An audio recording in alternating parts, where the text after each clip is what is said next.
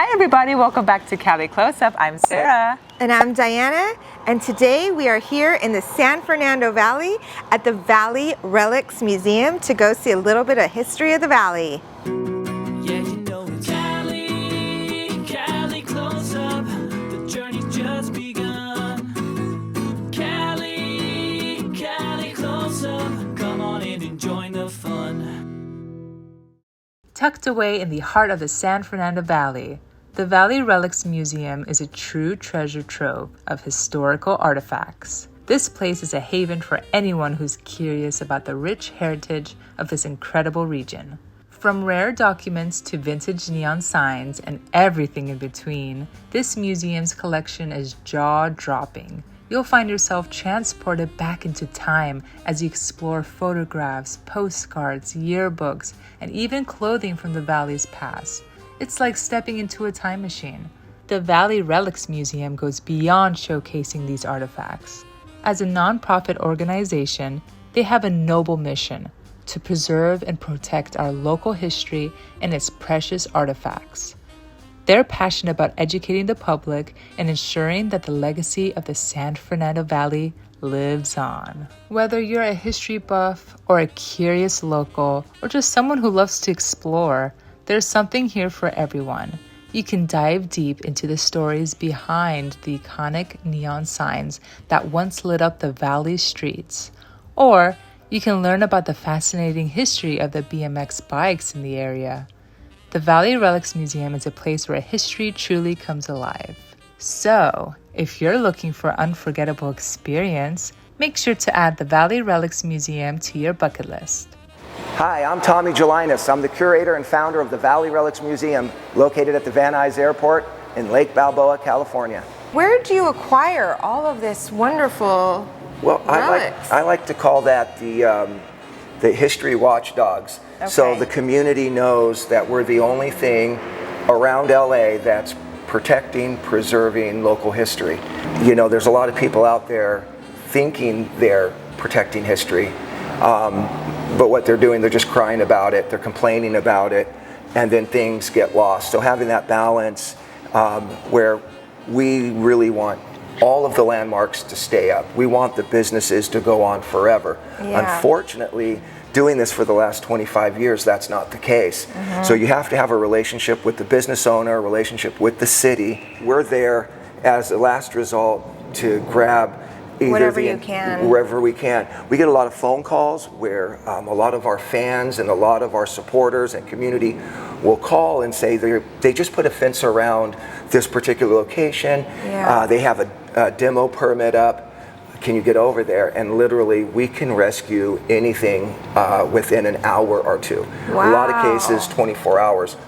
That's a fact. That's the truth. And a lot of people know that, even people from the LA Conservancy and a lot of people that are local historians and stuff like that. So, yeah, so this is all community driven. This is stuff that I've kept an eye out for, and in the process, people that come and visit the museum go, this is the perfect place for our collection to go. Oh, so it's really nice. community driven. Yeah. You know. And they also have event space here at the Valley Relics Museum. So for your next occasion or party, great location. About 25 years ago, I wanted to find more information on Marilyn Monroe. And Marilyn Monroe lived in North Hollywood. She lived in Van Nuys. She went to Van Nuys High School. Robert Redford went to Van Nuys High School. James Cagney had a ranch up in Granada Hills off of Old Melvany. Bob Hope's home was in Toluca Lake. Oh, wow. The list goes on. And so many celebrities lived here, and so many themed restaurants, and you had BMX tracks, you had the car culture like cruising Van Nuys Boulevard, you had kids riding all over the valley on their bicycle, no shirt, no shoes, the boys of course, taking a sip out of the hose, catching a ride from Uncle John in the back of his truck.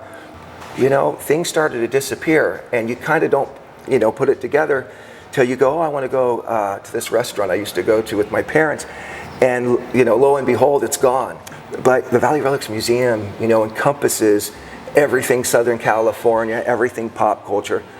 I try to tell people that the Valley history is global, where else in the world are you going to open a yearbook and name off that many celebrities? Like I said, it's amazing. Well, I mean, since the beginning of time, the Valley has been used. You know, Iverson Ranch, for example. Yes. You know, going back to the silent movies.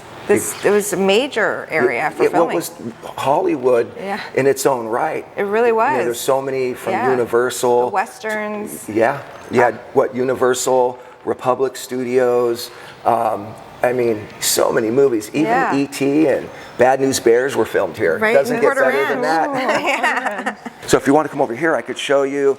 So movie outfits donated. These are actually these are the actual props and scripts and photos from the Jack Cavan collection.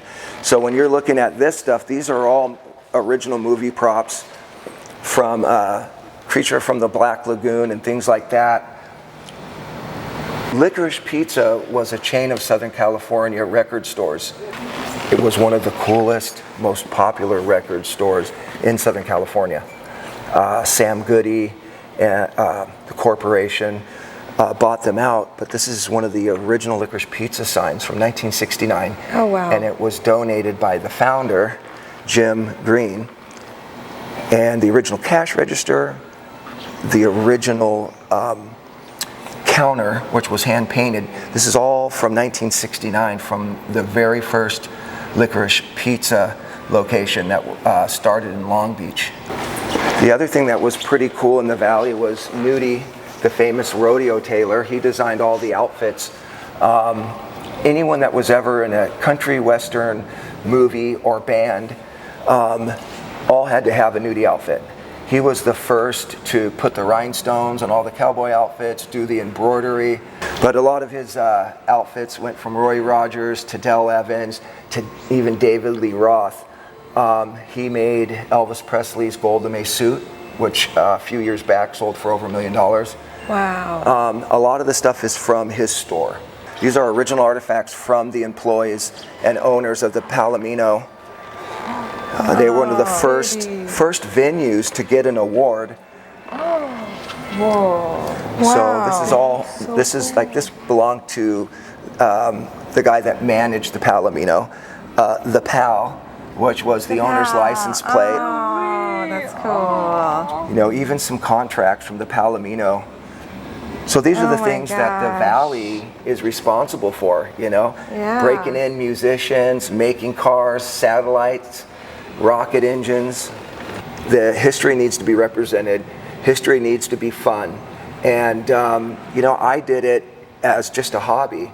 And I never, ever wanted to build a museum. And I definitely am not a man cave kind of guy. But I felt that someone needed to do it. And it just started off collecting postcards and yearbooks, ashtrays, things like that. Well, I'm very happy that you did this. I mean, especially we're both Valley natives, so this is like, this is so cool. Awesome. So one thing that the Valley Relics Museum does have a lot of is really cute merch. Yes. They have like the cutest shirts. They even have Nuys Rodeo Taylor shirt. Very cute. Valley vibes, like totally. Yeah. They have so many cute things. The Palomino. Oh my god. Let's get that out of there. Palomino. So fun. So you can even go shopping. And they actually have some real shirts from the past too. So not just recreations. You can get some antiques here as well. Well, Diana, I had so much fun. I did too. That was so interesting. And the unique relics they have here. Wow, I can't believe they saved all that stuff. Yeah, that's so cool. Yeah, and if you're from the Valley or you've never been to the Valley, it is such a cool place to go just for nostalgia, just to like relive your memories and your childhood. You definitely have to check out the Valley Relics Museum. Yes. So thank you for getting close up with us today. And we'll see you next week, okay? And remember to like and subscribe. We'll see you next time. Bye.